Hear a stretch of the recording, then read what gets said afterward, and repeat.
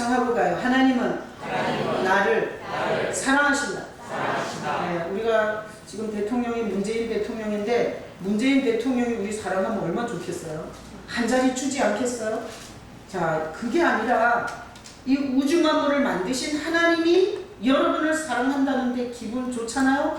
근데 왜 얼굴이 이렇게 기분 나쁘세요? 자, 우리 웃으면서 다시 한번 하나님이 나를 사랑하신다. 저는 이렇게 강단에서 여러분을 보면 세상에서 가장 사랑받으신 분이 오늘 오신 걸로 보여요. 그래서 제가 설교하기 전에, 예배 인도하기 전에 막 여기가 막 설레요. 여기가 막 설레요. 이렇게 막 보면 내가 설레겠어요? 내 안에 계시는 예수님이 여러분이 온 게 너무 좋아갖고, 그래서 목회자를 통해서 말씀을 준비하고 그 말씀을 들려주려고 내 안에서 설레는 거라고 저는 믿습니다. 여러분이 예수님의 사랑을 듬뿍 받으시는 복된 성도가 되시기를 축복합니다. 네, 자, 우리 인생을 살아보면 참 우리 교회에서 목소리 제일 큰 게 저예요. 응? 이렇게 강단에서 막 마이크가 대고 소리 지르잖아요. 우리 교회에서 저보다 더 크게 소리 지르는 사람 없어요. 근데 인생을 살면 다 큰 소리 치고 살고 싶어요. 그래서 키가 작으면 자기 자격지심에 큰 소리도 못 쳐. 근데 장근이처럼 저렇게 막 키가 삐죽하잖아요. 그러면 확 내려다보고 막 큰 소리 칠 수 있어요. 자, 우리는 큰 소리 치려면 조건이 좀 받쳐줘야 돼. 키가 크든지 돈이 많든지 아니면 뭐 성공을 했든지 이래야지 큰 소리 치지. 찌질인데 큰 소리 칠 수 있겠어요? 여러분 큰 소리 치고 살고 싶으시죠? 네, 오늘 설교가 그래요.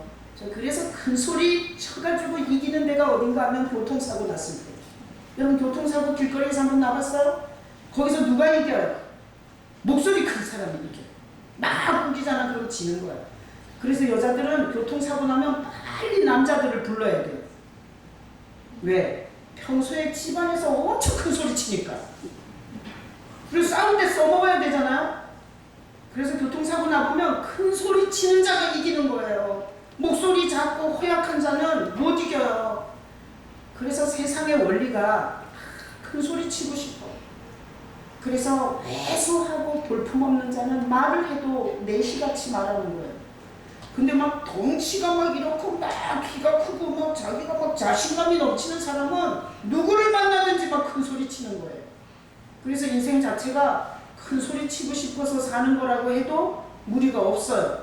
자, 그러면 왜 오늘 또 설교는 안 하고 저렇게 말하나? 오늘 여기 큰 소리 치는 거, 작은 소리 이런 거 나와요. 자, 오늘 본문 열왕기상 19장 12절 다 같이 읽어보겠습니다. 또 지진 후에 불이 있으나 불 가운데에도 여호와께서 계시지 아니하더니 불 후에 세미한 소리가 있는지라.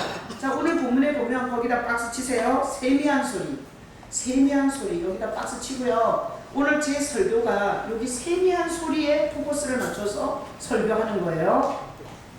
자, 엘리야 얘기예요. 엘리야는 선지자였어요. 이스라엘 백성들이 귀신 숭배를 엄청 열심히 가는 거예요. 바알과 아세라라는 귀신, 농사를 잘 지어주는 귀신, 그 신에게로 백성들이 다 넘어갔어요. 그래서 엘리야가 선지자니까 그 백성들을 하나님께로 돌아오라고 얼마나 간절히 메시지를 했는지 몰라요. 근데 그럴수록 그 백성들이 오히려 반대 짓을 해요. 그러다가 이세벨이라는 왕비는 엘리야를 죽여버리겠다고 군사를 풀어서 그를 쫓아요. 그래서 너무너무 열심히 하나님을 열심히 섬기던 엘리야가 너무너무 다 낙심이 된 거예요. 해도 안 되는 거야. 아무리 애를 써도 백성들이 안 돌아오는 거야. 그래서 하나님이 임하셨던 호렙산에 가서 죽고 싶었어요. 그래서 300여 킬로를 걸어서 호렙산 하나님이 임했던 그 산에 가서 거기서 하나님이 이런 말씀을 하세요. 내가 네 앞을 지나가겠다. 그러니까 기다려라 그래요. 그래가지고 할 말이 너무 많잖아요. 그래서 엘리야가 그 불 앞에 서 있었어요. 근데 그 불을 제일 처음에 엄청난 바람이 지나갔어요. 여러분, 태풍이 수도권으로 날아오는 어떤 태풍이 있었어요. 우리 교회에서 테이프를 갖고 이 전면 유리를 다 X자로 테이프를 붙였었어요. 여러분, 태풍은 어마어마한 큰 소리로 와요. 막 강판이 막 뒹굴고 나뭇가지가 부러지고 태풍 바람이 불 때 얼마나 큰 소리가 나는지 몰라요. 근데 성경에는 거기 하나님이 계시지 않았다고 썼어요. 그리고 그 다음에 지진이 일어났는데 지진은 엄청난 소리를 동반해요. 우리 교회에 경주에서 지진 났을 때 나는 잊을 수가 없어요. 어떤 분이 이렇게 얘기하더라고요. 경주에 지진 날 때 자기 남편이 그 근처에서 일을 했대요. 근데 쫙 뭔가 어마어마한 소리가 있었대요. 지진 나기 전에. 그래가지고 그 소리가 얼마나 천지를 개벽하는 소리인지 그래서 엄청 두려웠대요. 그분이 예수 안 믿는 분인데도 너무너무 무서웠대요. 지진에는 아주 큰 소리가 동반돼요. 저는 그 얘기를 듣고 전에 한번 이 수원에서 2.3인가 지진 난 적 있어요. 근데 자다가 진짜 뭐 쫙 소리가 났어요. 그리고 나서 드르르 흔들리더라고요. 그래서 내가 그 소리를 듣고 들으니까 지진은 그냥 땅이 갈라지는 게 아니라 엄청난 소리를 동반하면서 지진이 일어난다는 걸 알겠어요. 근데 거기도 없었어요. 그 다음에 우리 산불 나서 한번 탈 때 생각해봐요. 불이 타는 활활활 타는 소리에다가 나무가 쫙쫙 무너지고 막 쓰러지는 이런 소리가 얼마나 크겠어요.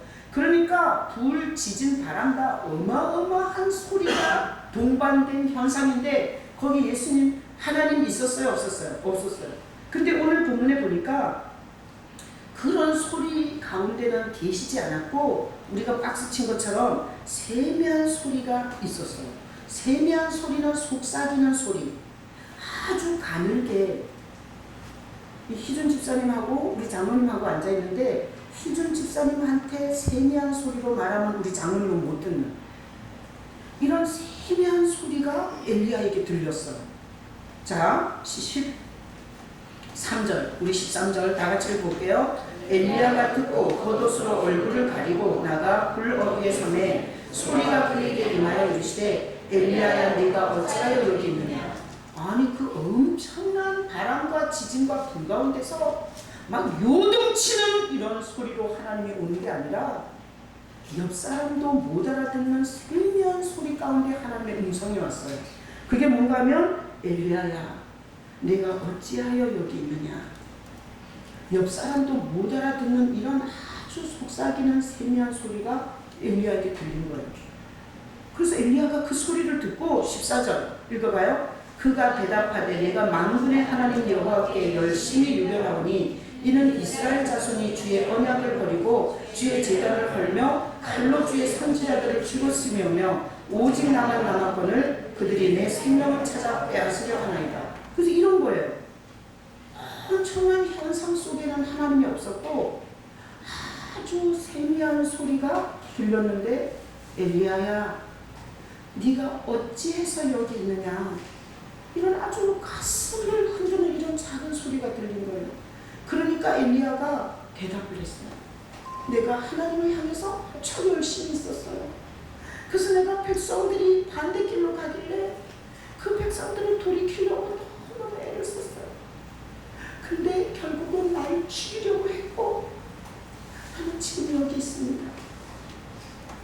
그래서 세미한 소리 박스 쳤잖아요. 그리고 나서 거기 엘리야야 네가 어찌하여 여기 있느냐 박스 치세요. 하나님이 세미한 소리로 말한 거예요. 네가 어찌하여 여기 있느냐. 그 다음에 엘리야가 대답한 것도 있죠. 거기 14절에 보니까 엘리야가 대답을 해요. 자, 이런 걸 뭐라 그러죠? 대화라 그러잖아요. 물었는데 대답하고. 자, 그러면 오늘 이 본문을 통해서 왜 하나님은 엘리야에게 하나님답게 막 땅을 진동하면서 엘리야야 네가 왜 여기 있느냐 이렇게 말하지 않냐고. 그래야 하나님답지 않아요? 그래야 좀 이 인간이 정신 차리지 않겠어요? 근데 무슨 여자도 아니고 애기도 아니고 엘리야야 네가 어찌하여 여기 있느냐 이렇게 말하는 게 엘리야가 그동안 너무 시달려갖고 큰 소리로 엘리야야 부르면 기절해갖고 막 거품 물고 쓰러질까봐 그래서 이렇게 작은 소리로 했을까요? 왜 하나님은 성경이 너무너무 중요한데 성경 이곳에다가 그 엄청난 소리 속에 하나님이 없고 이렇게 세미하고 속삭이는 소리로 엘리야를 만나서 엘리야와 대화한 얘기를 기록했을까요? 제가 항시 주일날 설교할 때는 처음으로 돌아가죠. 처음으로. 자, 우리가 하나님이 자기 형상과 모양으로 우리를 흙으로 만들었어요. 그리고 나서 창세기에 보면 모든 짐승과 모든 것을 다스리라 그랬잖아요. 자, 그럴 때 다스릴 때 아담이 호랑이도 다스리고 사자도 다스리고 다 다스렸잖아요. 그죠? 동물을. 그렇게 다스릴 때, 자, 여러분 한번 생각해봐. 1번 이렇게 했다. 야! 호랑이야! 일로 오지 못해! 이렇게 다스렸을까? 하나님이 주신 권세와 능력을 갖고 호랑이를 탁 이렇게 보면 호랑이가 알아서 꼬리를 감추고 아담 앞으로 왔을까? 여러분 몇 번이라고 생각하세요? 네? 손으로 표시 좀 해볼래요? 안나가 2번이라니까 다 2번이에요. 그러지 않았겠어요? 하나님이 그 인간에게 주어진 권세와 능력이 있었어요. 그러니까 큰 소리로 막 고래고래 핏대를 올려갖고 막 소리치면서 다스린 게 아니라 하나님이 주신 권세와 능력으로 눈빛만 봐도 그리고 내면의 소리로도 그들이 다 제어되지 않았겠어요? 안 그래요? 근데 죄가 들어오고 나서 우리 인간은 상대방을 제압하려면 소리를 쳐야 돼요. 그죠? 그래서 이렇게 희준 집사님 결혼하셨잖아요. 혹시 결혼한 선배들이 애초에 잡아야 된다, 여자는. 기승을 제압하지 못하면 네가 일생 고생한다. 그러면서 하여튼 마누라를 잡아야 된다. 네가 기선을 제압해야 된다. 이런 충고를 해준 주변에 선배들이 있었어요, 없었어요? 있죠? 아니 누군지 떠오르진 않지만 거의 그래요. 후배 장가가는 후배들을 불러다가 하여튼 여자는 기선 제압을 해야지 안 그러면 너 일생 고생한다. 뭐 이런 얘기를 나는 주변에서 많이 들었어요. 내가 남자는 아니지만 내 주변에서 결혼할 때 아주 여자는 애초에 잡아야 된다고. 그래서 우리가 죄가 들어오고 나서 부부가 서로 기선 제압을 하려면 큰 소리를 쳐야 됩니다. 시끄러! 여자가 어디 감히 떠들어! 이러면서 대화 차단을 시켜야 되고 남편이 하라면 하지! 예를 들어서 여자가 된장국을 끓이려고 된장을 풀었는데 남편이 왜 된장을 풀어? 그러면 아니 된장국 끓이는데 된장 풀어야죠 이랬더니 남편이 고추장 풀려면 고추장 풀어! 뭐 이렇게 해도 그렇게 따라 해야 그게 남자가 기선을 제압하는 것처럼 이렇게 돼가지고 하여튼 인생이 죄가 들어오고 나서 다 큰 소리를 치는 이런 구조로 간 거예요. 그래서 북한 정권도 보면 하여튼 큰 소리 치고 따라하지 않으면 다 죽여버리고 그러니까 이 큰 소리를 치고 이렇게 사는 우리의 구조를 보다 보니까 상대방을 제압하는 방법이 뭔가 하면 메이커 옷을 입어야 돼요. 상대방보다 더 좋은 옷을 입어야 되고 상대방보다 더 좋은 집에 살아야 되고 상대방보다 목소리를 크게 해서 제압을 해야 인생의 살맛이 나는 거예요. 근데 아무리 열심히 살아도 제압을 할 거리가 없는 거야. 그러잖아요. 그럼 인간이 완전히 기가 빠져가지고 어디 가서든지 피해의식을 갖는 거야. 그래서 다 사람들이 자기 보고 뭐라 그런대. 제가 목회하면서 가장 병적인 두 현상을 봐요. 자기가 좋은 옷을 입었다고 좋은 차를 탄다고 좋은 직업이라고 아주 뭐가 다 된 것처럼 생각하는 병든 인생과 자기가 좋은 집이 없고 좋은 차가 없고 좋은 배경이 없다고 완전히 자기를 비하시키는 병든 인생, 두 병든 인생을 봐요.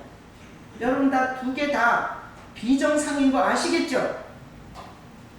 그래서 인간은 죄가 주장할수록 큰 소리 쳐서 상대방을 제압하려는 게 있어요. 그런 구조로 가정이 있으면 가정은 지옥이 되는 거예요. 지옥이.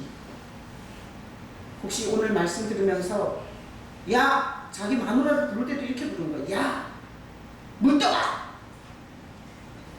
이러면서 남편 대접을 받으려고 하는 사람이 있으면 그렇게 살다가 하여튼 지옥이 하늘로부터 임할 거니까 오늘 말씀 듣고 야! 이렇게 불렀던 사람은 작은 소리로 여보, 그것보다 좀 진하게 여봉, 이렇게 작은 소리로 그렇게 가정을 아름답게 꾸밀 수 있는 여러분 되시길 축복합니다.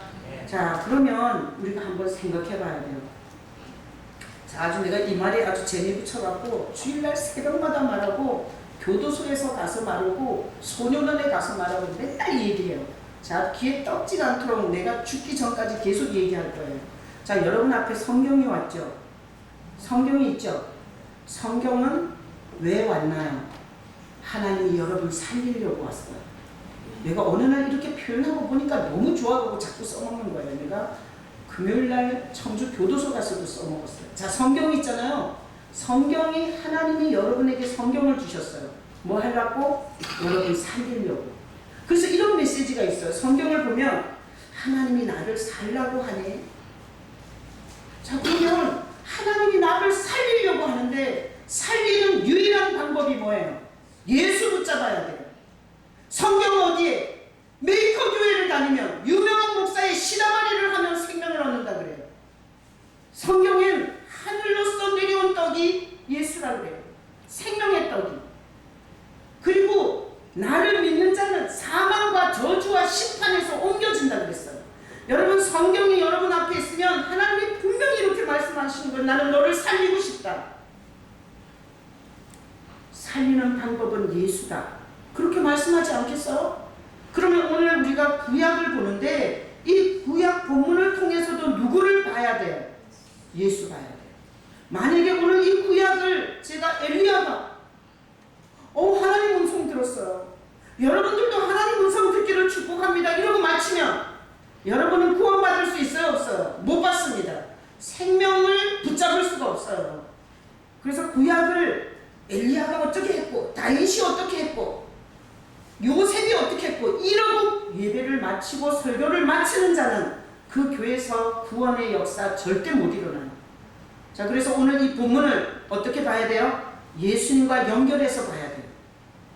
제가 지금부터 연결하겠습니다. 자, 보세요. 엘리야는 자, 하나님이 구약에는 다 이렇게 역사했어요. 지진으로 여리고성을 다 삼키지 않았어요? 구약을 읽어보면 지진이 여리고성을 삼켰잖아요. 그리고 소돔과 고모라 성이 불의 심판을 받아갖고 완전히 역사 속에서 묻혀버렸어요. 안 그래요? 그리고 홍해를 바람으로 갈라갖고 하나님이 분명히 그렇게 역사했어요. 근데 엘리야에게 하나님이 불로 역사하지 않는다, 지진으로 역사하지 않는다, 그리고 바람으로 역사하지 않는다라고 엘리야에게 말씀하신 거죠. 그리고 뭘로 역사하겠다? 세미한 소리로 역사하겠다라고 하신 거죠. 그래서 엘리야는 구약 선지자인데 하나님이 메시아 그리스도가 오기 전에는 죄인들을 다룰 때 불로, 지진으로, 바람으로 날려버리면서 죄인들을 다뤘지만 하나님이 메시아 예수 그리스도가 오면 어떻게 하겠다는 거예요? 세미한 소리로 대화하겠다는 거예요. 세미한 소리로 대화하겠다. 그래서 우리가 구약을 읽어보면 구약의 역사는 다 무서운 역사예요. 근데 신약을 펼쳐서 보면 예수님께서 우리 죄인들에게 우리의 눈높이로 오셔서 죄인들과 대화하는 하나님이에요. 우리 아버지가 예수 안 믿을 때 예수 믿고 천국 가셨어요. 그래서 아버지 얘기해도 아버지는 기분 나쁘지 않아. 왜? 아버지 인생을 갖고 내가 복음 전하는 데 쓰는데 얼마나 고맙겠어요. 우리 아버지가 내가 예수님을 통해서 죄사함을 받을 수 있고 예수 외에는 천국 갈 길이 없다고 아버지한테 얘기했을 때 우리 아버지가 야!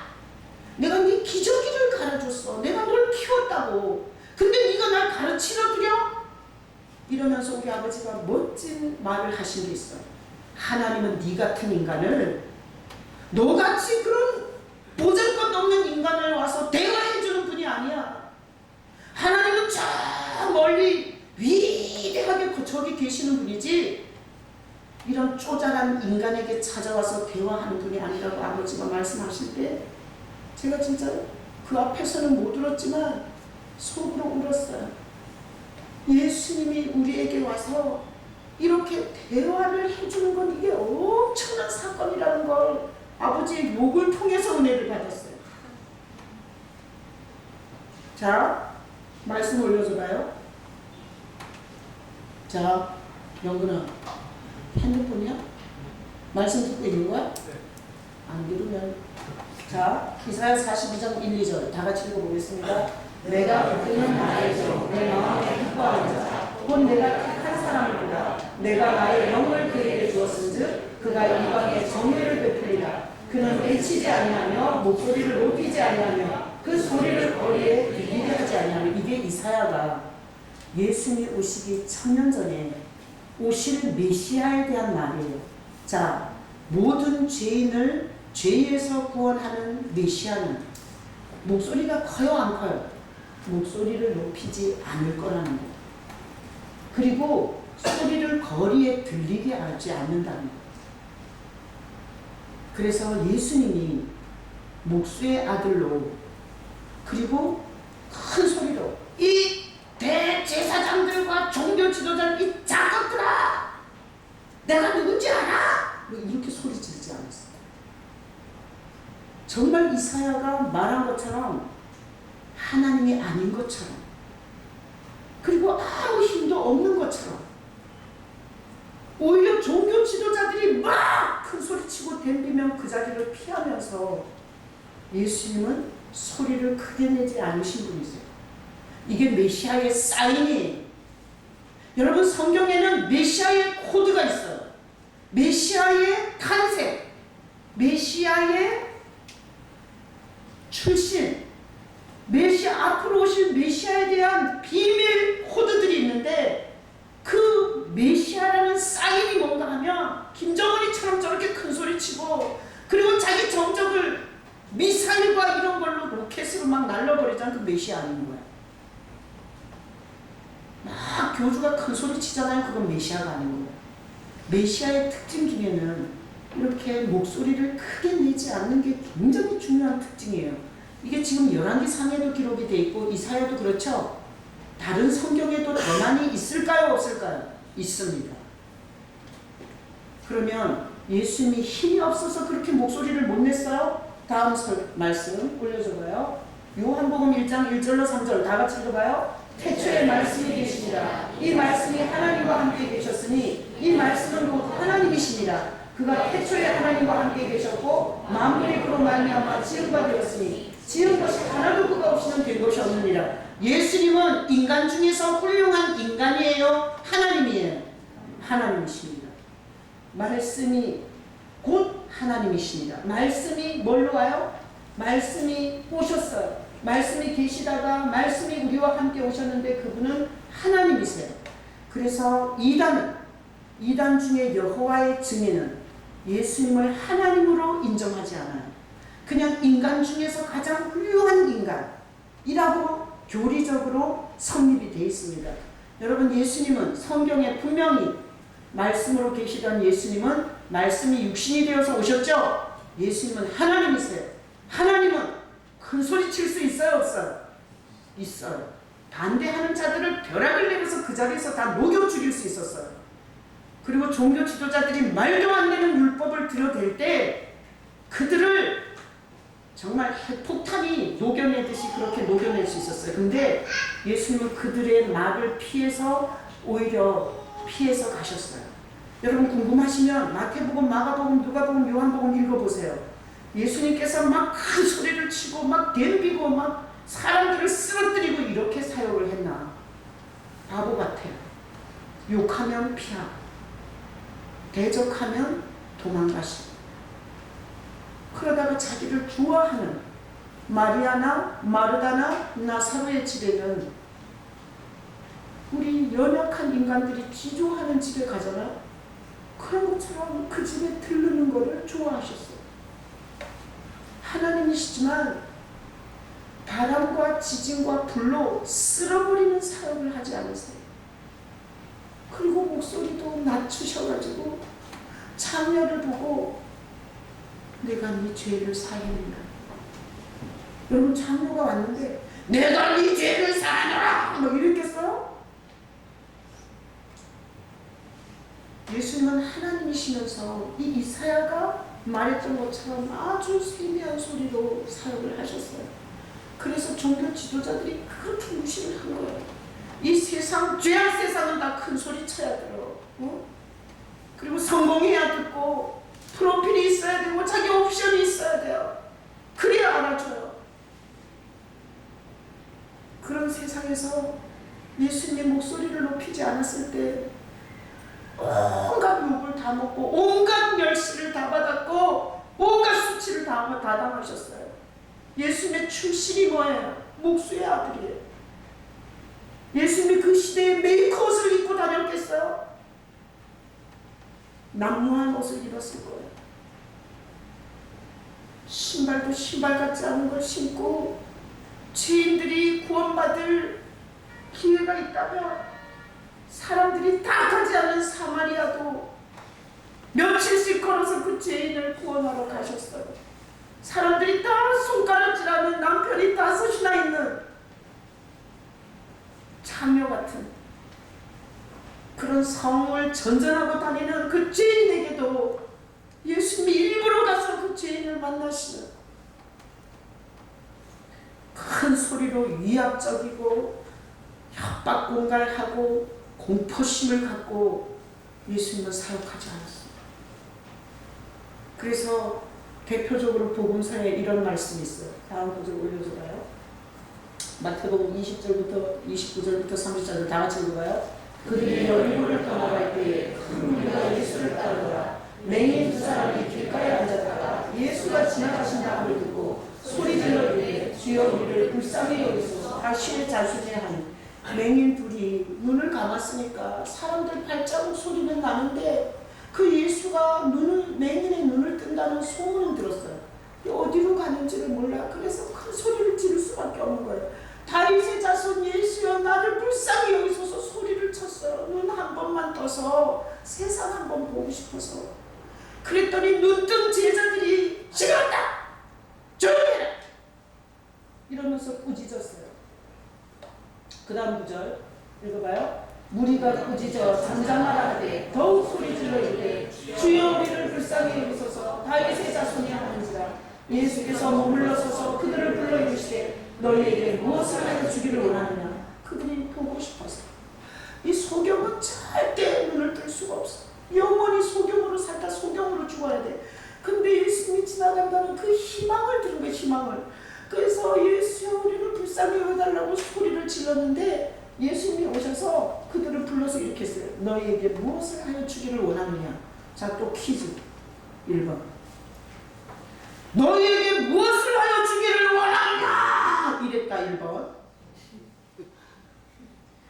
소경에게 다가가서 너희에게 무엇을 해주기를 원하느냐 이랬다. 2번. 몇 번이겠어요? 그 불쌍한 소경한테 가까이 가서 제자들도 잘 들리지 않게 그 소경한테 물은 거예요. 내가 너한테 뭘 해주랴. 이렇게 물은 거예요. 그 다음 구절 읽어봐요. 이르되 주여 우리의 눈 뜨기를 원하나이다. 예수께서 불쌍히 여기사 그들의 눈을 만지시니 곧 보게 되어 그들이 예수를 따르니라. 세미한 음성으로 물어본 거예요. 내가 뭘 해주랴. 그랬더니 보고 싶습니다. 남들처럼 하나님의 창조한 세상 한 번만 보고 싶습니다. 그렇게 말했을 때 주님이 그 눈을 만져주고요. 창조주기 때문에 눈을 만져주니까 보게 됐어요. 그래서 오늘 이 본문을 통해서 예수님은 큰 소리로 사역하지 않은 메시아. 이 세상은 다 큰 소리 치는 거예요. 우리 교회에서 큰 소리 제일 많이 치는 게 나예요. 나보다 더 큰 소리 치면 돼요? 안 돼요? 안 돼요. 나도 여기서나 소리 지르는 거예요. 밑에 내려가면 빙신처럼 살아요. 응? 식당에서 뭐 할까요? 알아서 하세요. 응? 성가대 찬양 뭐 할까요? 아유, 지혜공사님이 알아서 하세요. 나 내려가면 진짜 하나도 큰 소리 안 쳐. 나는 여기 지금 성령에 잡혀서 여러분을 살리려고 큰 소리 치는 거예요. 그러나 세상은 자기 잘났다는 걸 알리기 위해서 큰 소리 치는 거예요. 그래서 가정을 이루어주면 가정에서 가정폭력이 일어나요. 왜 일어나요? 여자를 부가 패듯이 패는 거야. 그렇게 가정에서 남편이 아내를 패거나 자식을 패잖아요. 그럼 반드시 형이 동생을 패게 돼 있어요. 안 그래요? 여기 형이 돼갖고 동생 팬 사람 오늘 회개하세요. 어? 보고 배워갖고 인생을 사는 법을, 폭력을 배우는 거예요. 힘 센 자가 힘 약한 자들 두드려 패는 걸 배우는 거예요. 그래서 먼저 태어난 형이 나중 태어난 동생을 두드려 패는 거예요. 그러면 그 애는 어디 팰 데가 없잖아. 집에서는 자기가 동생인데. 그래서 학교 가서 자기보다 더 약한 자를 찾아서 패는 거예요. 그래서 가정폭력이 학교폭력으로 이어지고, 학교폭력은 반드시 또 군대폭력으로 이루어지는 거예요. 세상 구조가 그래요. 세상 구조가. 하여튼 큰 소리 치려면 두드려 패야 되고, 큰 소리 치려면 제압해야 되고, 뭘 다스리고 대접받으려면 막 휘둘러 대야 되는 거예요. 무시를 당하지 말아야 되는 거예요. 이게 세상 구조예요. 그렇게 해서는 절대 한 인간도 변화시키지 못합니다. 여러분, 어떤 아버지가 아들을 두드려 패갖고 좋은 인간이 됐다면 날마다 두드려 패야죠. 근데 의외로 아버지한테 많이 맞은 애들이 상처받아가지고 정상적으로 못 사는 경우가 많아요. 그래서 사람을 변화시키는 원리는 두드려 패서 변화시키는 게 아니라, 오늘 엘리야처럼 예수님의 깊은 음성이 오면 변해요. 변화는 예수님이 하는 겁니다. 그래서 여기 자식들 두드려 패고 계시는 분 수도하시고요. 물어보세요. 예수님한테. 오늘 쟤를 두드려 패야 되는지 아니면 끌어안고 뽀뽀를 해줘야 되는지. 자식을 그런 식으로 주님 앞에 물어보지 않고 공부 못한다고, 그리고 내 말대로 안 한다고 자꾸 두드려 패잖아요. 그러면 애가 망가져요. 다 같이 복창하고 가요. 변화는 예수님만 시킨다. 나는 이 교회 와서 변화된 사람 제가 변화시킨 거 아니에요. 다 여기 와서 은밀하게 말씀하시는 예수님의 음성 듣고 변하신 거예요. 그래서 자 보세요. 세상이 다 이 구조로 가는 거예요. 상대방을 제압하려면 좋은 옷을 입어야 되고, 좋은 집에 살아야 되고, 그리고 메이크업을 걸쳐야 되고, 좋은 자동차, 분수도 안 되는데 좋은 자동차를 끌고 다녀야 내가 무시를 안 당하는 거야. 이런 구조로 다 있는데, 하나님께서 그렇게 사는 인간의 구조를 볼 때 너무 불쌍한 거예요. 여러분, 얼마나 열심히 살면 벤츠를 끌 수 있어요? 박봉에 한 달에 150만 원 받아갖고 애들 학교 보내고 어느 청년의 벤츠를 끌겠냐고. 그런데 내가 벤츠를 타야 사람 대접을 받을 것 같아. 그럼 어디 가서 도둑질이라도 해야 되는 거 아니에요? 일생 감사가 안 되는 거죠. 자, 이렇게 사는 인간이 너무 불쌍해갖고 하나님이 구약에서 하던 하나님의 방법, 바람으로 날려버리고 불로 태워버리고 지진으로 삼켜버리는 방법을 하나님께서 안 하시고 하나님의 음성을 들을 수 있도록 예수님을 보내신 거예요. 나는 제일 불쌍한 인간이 누군 줄 알아요? 교회를 20년, 30년 다니면서 교회를 완전 자기 기질과 체질로 난장판을 만들면서 예수 없는 성도를 볼 때예요. 여러분, 예수님은 하나님의 세미한 소리를 듣는 채널이에요. 여러분, 예수님을 마음으로 영접하시기를 축복합니다. 내가 교도소에 가서 물어봤어요. 이렇게 앉아있잖아요. 우리 장로님 있고 희준 집사님 있고 선영이 있고 그렇잖아요. 교도소에 가면 그 제수들이 그렇게 앉아있어요. 내가 이렇게 물어봤어요. 거기 제수가 만약에 정현신 장로님이면 정현신 장로님 혼자입니까? 둘입니까? 내가 물어봤어요. 근데 거기 나온 그 자매에 나온 제수들이 7명이었는데 7명이 다 혼자가 아니라고 말하더라고요. 여러분한테 하나님이 네 혼자 애쓰냐, 네 혼자 사냐 이렇게 물었을 때 네, 나는 혼자입니다. 그래서 너무 억울하고요. 내가 열심히 산 게 너무 억울하고요. 나는 열심히 했는데 다른 인간을 하나도 받쳐주지 않아서 우리 가정이 이 꼴된 게 내가 너무 억울합니다. 이렇게 혼자라고 고백하는 사람, 오늘 이 설교를 들으면서 예수님을 나에게 와달라고 초청할 수 있기를 축복합니다. 가장 불쌍한 자가 누군 줄 알아요? 이 험악한 세상을 혼자 애쓰고 사는 거예요. 하나님께서 혼자 사는 불쌍한 인생에게 그 삶을 도와주려고 오신, 우리의 눈높이로 오신 하나님이 예수님이세요. 교회를 수십 년 다니면서 그 얘기를 못 알아들어가지고 혼자서 다 애를 쓰는 거야. 주일학교 교사하고 식당 봉사하고 혼자서. 그랬다가 혼자 하니까 이거 열받는 거야. 왜 전매 인간들은 안 하냐 이거예요. 자, 그래서 제가 여기 리모컨이 있어요. 리모컨을 제가 이렇게 들고 있잖아요. 자, 리모컨이 공중 부양을 한 거예요. 내가 잡아준 거예요. 제가 잡아준 거죠. 내가 잡아주기 때문에 이 리모컨이 공중 부양이 된 거예요. 근데 이 리모컨이 다른 공중 부양을 못하는 리모컨들한테 야, 나 공중 부양할 줄 알거든? 이렇게 떠든다면 얼마나 멍청한 상태냐고요. 자, 여기 볼펜이 있어요. 볼펜은 절대 이렇게 설 수가 없어요. 근데 내가 붙들어주면 설 수 있어요. 그러면 볼펜이 내가 이렇게 붙들어서 세워줬더니 다른 쓰러진 볼펜들한테 막 잘랑척을 하는 거야. 혼자 사는 사람은 원망이 굉장히 많이 됩니다. 왜? 한 개 다 내가 한 거니. 내가 열심히 돈 벌어서 내가 집을 샀고 내가 내 돈을 하나님 앞에 바치는 거예요. 그렇기 때문에 엄청 열받아요. 그리고 예수 믿는 건 손해만 보는 거예요. 혼자 사는 전형적인 특징이 뭔가 하면 원망이 많아요. 감사는 못해요. 하나님은 항시 자기 걸 뺏어가는 분이세요. 그런데 이걸 아는 자, 둘이 예수님과 함께 있는 자, 오늘 이렇게 내가 볼펜이 섰잖아요. 그럼 누가 붙잡아 준 거예요? 예수님이 날 붙잡아 준 거예요. 제가 교도소 집회를 가면 누가 어떤 주제를 갖고 나올지 몰라요. 그래서 제가 하는 가장 중요한 기도가 이거예요. 주님이 붙잡아 주지 않으면 나는 그 강대상에서 어떤 것도 할 수 없습니다. 주님이 놓으시면 한 방에 쓰러질 수 있는 게 접니다. 저를 붙잡아 주세요. 그럼 난 이런 거 생각나요. 리모컨이 볼펜이 지가 하는 줄로 알고 막 껍적대는 거예요. 내가 했다 이거야. 너네들 나보라 이거야. 너네들은 왜 그렇게 못하냐 이거야. 혼자 사는 전형적인 불쌍한 인생. 자기가 한 건 다 지가 한 거야.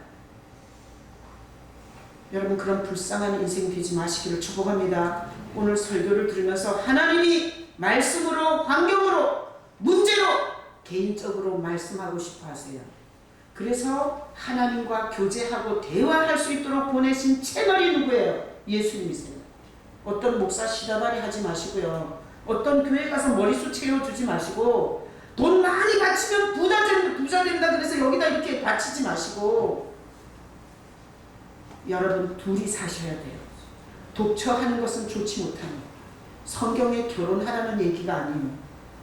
인간 중에 가장 불쌍한 인간 자기 혼자밖에 없어요. 혼자 울고 혼자 고민하고 혼자 계획하고 혼자 인생을 내다보는 자 무슨 희망을 갖고 사시겠어요. 그래서 하나님께서 이 죄인들에게 불로 아니고 지진으로 아니고 바람으로 아니라 아주 섬세한 옆사람도 알지 못하는 그런 내면의 소리를 주시려고 채널로 보내신 분이 누구라고요? 예수님이세요. 그래서 교회 다니면서 예수 모르는 자, 예수님이 우리를 위해서 뭘 했는지 모르는 자, 예수님을 하나님이 왜 희생을 시켰는지 복음의 진수를 모르는 자, 하나님의 음성을 들어요? 못 들어요? 못 들어요. 그래서 모태신앙, 우리 엄마가 어땠는지, 우리 아버지가 어떻게 다녔는지, 11조는 공표에다 어떻게 바치는지 그런 것만 보고 배웠지 이 고달픈 인생을 사는 나에게 살아계신 하나님이 예수 안에서 나에게 하는 음성을 못 듣는 거예요. 그건 죽은 거예요. 교회 올 때마다 열받아 오는 거예요. 이 좋은 날 여행도 안 시켜주고 좋은 차도 안 주고 평생 뜯어먹는 나쁜 하나님, 그리고 오는 거예요. 엘리야는 구약의 선지자지만 언젠가는 오실 메시아가 어떻게 사역하는지를 알게 됐어요. 바람도 불로 지진으로 안 하고 사람들의 깊은 내면에 세밀한 음성으로 친구처럼 그렇게 동행하는 메시아를 봤어요. 그래서 엘리야는 죽음을 보지 않고 올라간 거예요. 여러분, 하나님 나라에 올라가는데 예수 없이 올라갈 인간이 있어요, 없어요? 없습니다. 그래서 다윗도 시편에 내 앞에 계신 주를 배웠으며 이렇게 써놨어요. 엘리야도 시대적으로는 예수님보다 먼저였지만 오실 예수님을 경험한 선지자예요. 가장 복된 선지자입니다. 세상은 노이즈 마케팅이라는 걸 해요. 미국의 클린턴 대통령이 아주 굉장히 안 좋은 소문이 굉장히 많았어요. 선거하기 전에. 근데 오히려 투표를 해보니까 엄청나게 더 이겼어요. 이걸 노이즈 마케팅이라고 하는데 막 이렇게 이슈화 시키는데 안 좋은 걸 갖고 이슈화 시키는 거예요. 세상은 막 안 좋은 것으로라도 자기를 드러내려고 해요. 안 좋은 방법을 갖고. 여러분, 제가 안 좋은 방법으로 뉴스에 텔레비전에 매일 나오는 방법 가르쳐 드릴까요? 어? 다음 주에 못으로 폭탄 하나 만들어 와요. 그리고 여기서 터뜨려. 그러면 KBS, MBC, SBS 모든 종편 채널이 나와서 여러분의 이름을 온 만천하에 광고내 줄 거예요. 노이즈 마케팅이라는 게 뭔가 하면 수단 방법을 가리지 않고 막 자기가 집중하고 자기가 드러낼 수 있는 방법을 마음껏 쓰는 게 노이즈 마케팅인데, 하나님은 그렇게 일하지 않으세요. 하나님은 어떻게 일하시냐? 예수 그리스도를 내가 죄인임을 고백하고 예수님을 영접한 사람에게 같이 예배드리는데 옆 사람도 못 들어요. 엄마하고 딸이 같은 교회를 다니는데 엄마가 듣는 주님의 음성이 다르고 자식이 듣는 주님의 음성이 다른 거예요. 여러분, 이거 경험해 보셨어요? 아무도 내가 오늘 받은 은혜를 몰라. 근데 주님하고 나는 알아. 이게 메시아가 온 이후에 그 예수를 영접한 사람들의 믿음의 비밀이에요. 나는 목회하면서 종교인이 너무 많은 거에 가슴이 아파. 종교인은, 교회는 어떻게 가야 돼요? 그럼 깨끗한 옷을 입고 머리째기를 하고 머리를 하고 화장을 하고, 요거 종교인이에요. 이렇게 말해야 돼요. 예수님 살아계세요. 당신을 안내해 줄 거예요. 어떤 모습으로 예배 가야 하는지 그분한테 물어보세요. 이렇게 안내해 줘야 되는 거 아니에요? 그래서 하나님은 예수 그리스도를 보내서 각 사람의 형편과 처지가 틀려요. 남자하고 여자하고 같냐고요. 목회자하고 성도하고 같냐고. 돈이 작은 사람과 많은 사람이 같냐고. 그 각 사람을 살아계신 목자, 살아계신 구주, 우리의 왕, 그분이 각 사람에게 감동하시고 말씀하시고 인도해 주는 거예요. 여러분, 목회자의 프로필이나 목회자의 그 어떤 능력과 권세에 시다바리하고 종살이하는 여러분 되지 마시기를 축복합니다. 그러면 왜 종살이하냐? 예수 안에서 하나님의 음성을 듣지 못하면 종살이하는 거예요. 그리고 어디 예언기도 하는 데 가서 맨날 머리 뒤밀고 거기서 예언 받아야 돼요. 그리고 남이 사는 인생 그렇게 살고 싶다고 떼쓰게 되는 거예요. 여러분, 나는 조용기 목사님처럼 살 수 있어요, 없어요? 없습니다. 왜? 나는 나니까. 나는 나를 향한 하나님의 뜻과 계획이 나를 통해서 하나님이 하시는 일이 있는데 조용기 목사님처럼 되면 되겠어요? 그거는 공장에서 대량 생산하는 죽은 상품이나 하는 짓이에요. 그래서 성도가 뭐예요? 성도는 옆 사람 얘기 듣고 귀가 얇아갖고 그 사람의 안내를 받아갖고 덫에 빠져서 슬피 울며 이를 가는 게 성도가 아니에요. 자, 여러분 성도가 뭐예요? 제가 지금까지 설교했으면 여러분이 성도에 대한 정의를 내려보세요. 성도가 뭐예요? 예수님 영접하고 아무도 듣지 못하는 하나님의 음성을 은밀하게 듣고 사는 게 성도예요. 성도는 세상 사람이 뭐라고 하는지와 상관없이 자기가 뭘 할 때, 자기가 뭘 결정할 때, 자기가 뭔가 문제에 부딪혔을 때 누구에게 가는 게 성도예요? 예수님께 가야 돼요. 예수님께 가서 어떻게 해야 되냐고 물어야 돼요. 그 주님이 나한테 기다리라 그러면 기다려야 돼요. 대답이 안 오면 그 대답이 올 때까지 그분 앞에서 그분의 인도를 받는 게 성도예요. 나는 목회하면서 교회 안에 성도 아닌 게 98% 있다고 봐요. 98%. 예수님께 묻지 않아. 내가 이미 보고 배운 경력이 쫙 깔렸어. 내 주제도 있고. 그거 갖고 결정하고 선택하고 그걸 밀어붙이지. 자기를 찾아오신 하나님 전지하세요. 우리를 철통같이 보호해 줄 수 있어요. 모든 덫에서 우리를 건질 수 있어요. 그 주님 앞에 묻고 사는 성도는 제가 볼 때 그렇게 많지 않아요. 난 여러분이 오늘 이 설교를 통해서 정직하게 자기 자신에게 물어봤으면 좋겠어요. 나는 예배 자리에서 찬양할 때 사도신경을 하면서 교동문을 하면서 오늘 나에게 하는 하나님의 음성을 세미하게 듣는가? 나 정직하게 여러분 하나님 앞에서 물어보시고요. 나는 지금까지 세미하게 나에게 개인적으로 하시는 주님의 음성을 들은 적이 없다면 교회를 나오지 마셔야 돼요. 그래요? 아니에요. 다 가르쳐줬잖아. 어떻게 하라고? 채널이 예수님이라고.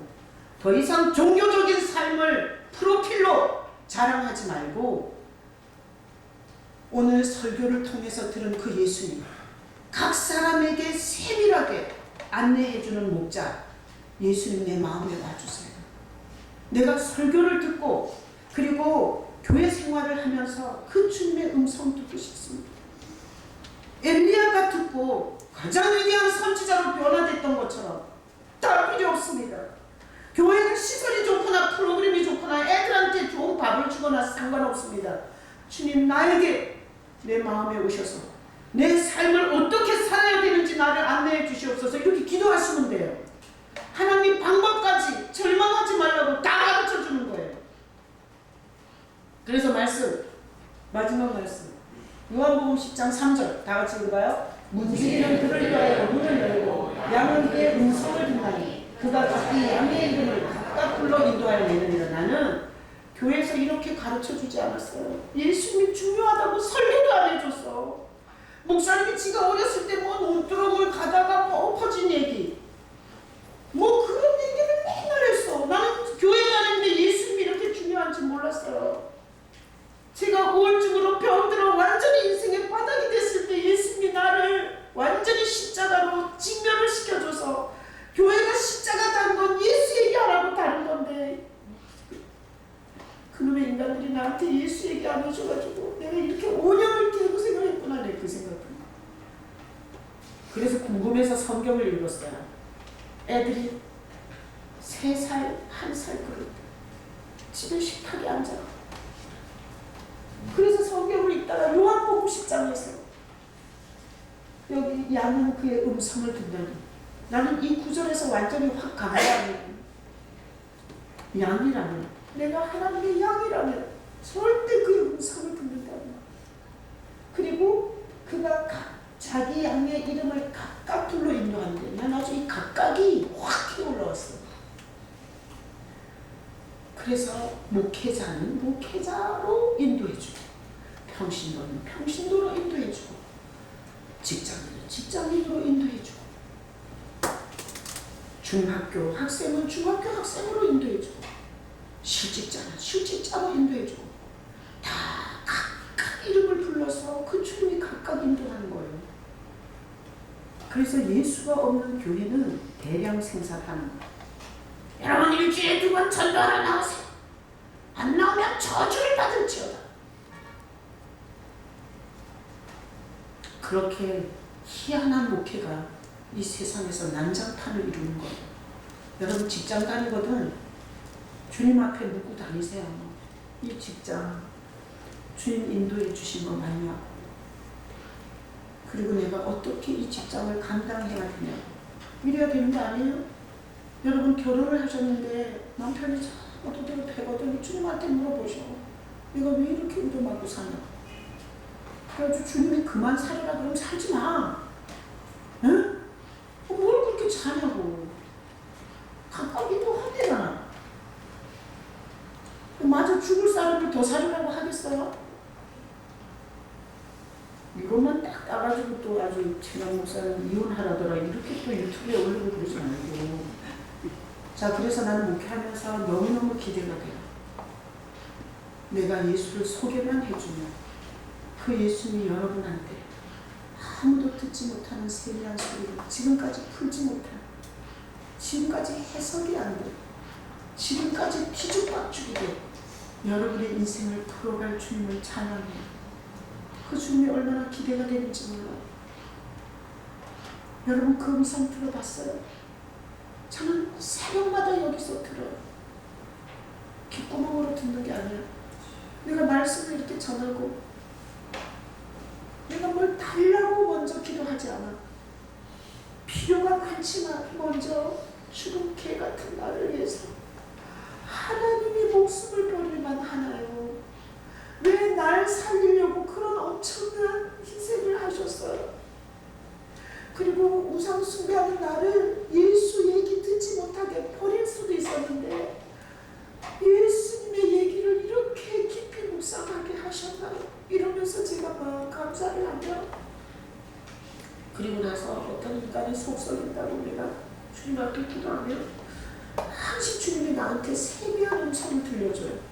너는 옛날에 더 심했다. 그러니까 기다려주고 사랑해줘요. 그런 음성을 듣고 제가 버티는 거예요. 오늘 이 말씀을 들으면서 예수님이 오신 이후로 하나님은 지진과 불과 바람으로 일하지 않으세요. 세미한 음성으로 여러분의 환경을 말씀하시는 거예요. 그래서 설교를 들으셔야 돼요. 설교를 들으면 내 영이 막 엉뚱한 길로 갔는데 그날 설교를 통해서 하나님 말씀해 주세요. 종교적으로 성경 100독 읽는 것보다 나는 하루를 시간 내서 여러분들이 설교를 듣는 게 낫다고 생각해요.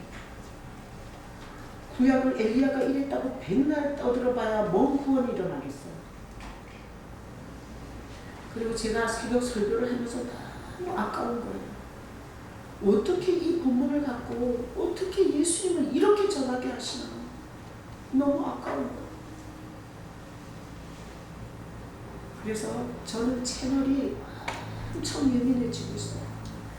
인생을 어떻게 살라나, 힘들 때는 어떻게 내려놓나, 그리고 문제가 생겼을 때는 어떻게 주님 앞에 기도해야 되나, 이런 게 너무너무 예민해졌어요.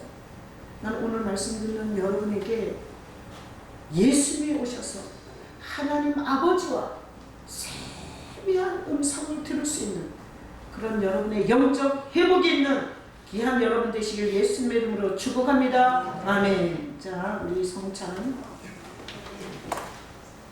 자, 예수님의 몸을 상징하는 거예요.